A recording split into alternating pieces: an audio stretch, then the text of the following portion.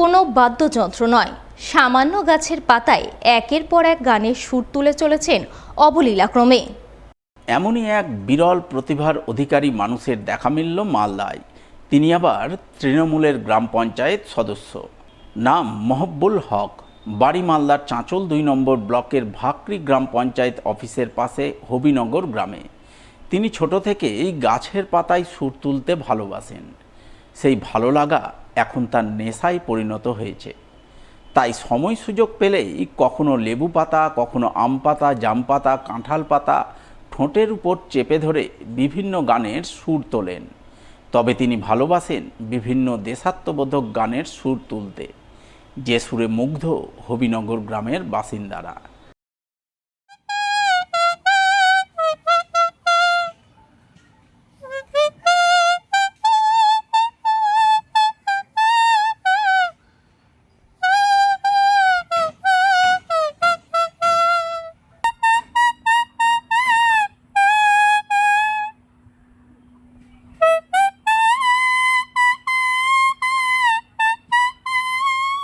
আমি এটা ওই পাতিলেবুর পাতা আর বিভিন্ন গাছগাছড়া দিয়ে আমি এই বাঁশিতে গানের সুর তুলি। বিভিন্ন গাছের পাতা দিয়ে বাজানো যায়, তার মধ্যে আমরা বেশিরভাগই পছন্দ করি বা ভালো বাজানো যায় পাতিলেবুর পাতা। এটা আমি খুব ছোটোবেলা থেকেই পাতা বাজানোর শখ আমার। আর আমি শিখেছি এটা আমাদের বাড়িতে বহুদিন আগে।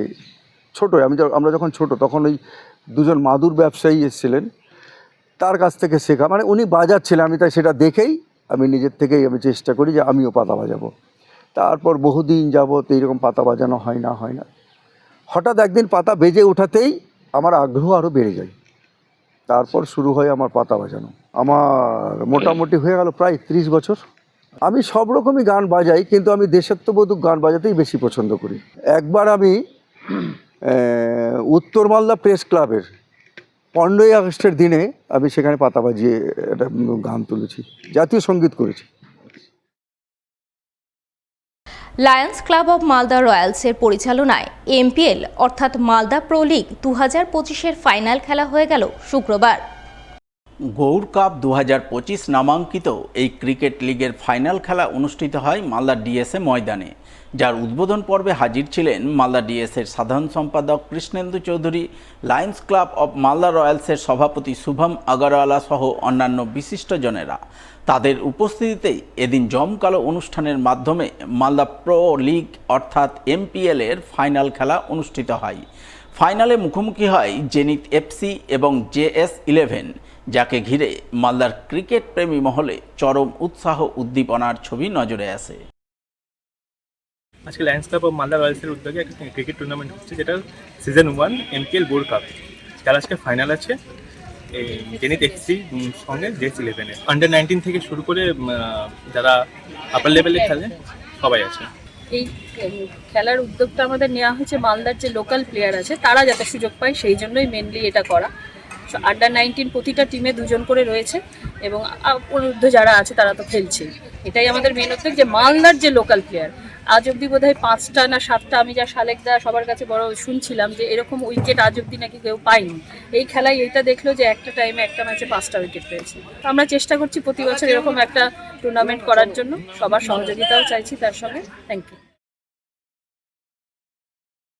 ওল্ড মালদা তাইকন্ডো ক্লাবের পরিচালনায় শুক্রবার থেকে শুরু হলো 3 দিনব্যাপী তাইকন্ডো প্রশিক্ষণের সামার ক্যাম্প।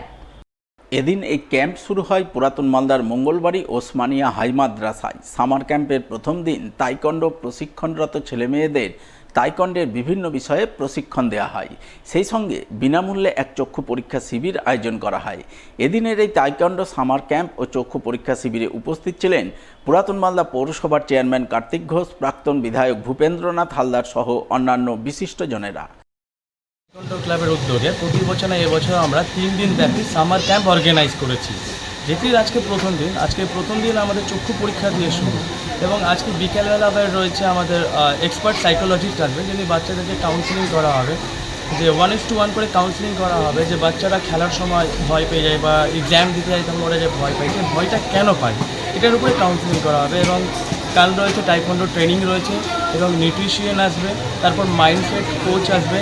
আমাদের যত সামনে রয়েছে রাজ্য স্তরের খেলা, school game, CBSE board game, ICSE board game, এইসব খেলা রয়েছে। এইসব খেলাকে লক্ষ্য রেখেই আমি এই 3 দিন ব্যাপী অ্যাডভান্স লেভেল টাইকোয়ান্ডো ট্রেনিং ক্যাম্পে অর্গানাইজ